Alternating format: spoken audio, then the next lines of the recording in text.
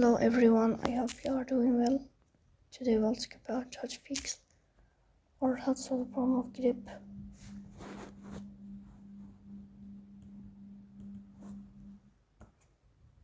You will click on settings and you will enter. Then we click on apps, default apps, app settings. In this page, you will search about Glip and you will click here. In this page of app on file, we click on first app and we click OK. Here we'll enter to storage.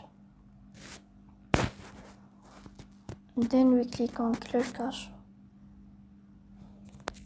In the end, you will turn off your Wi-Fi and you will turn on your Wi-Fi again. So please don't forget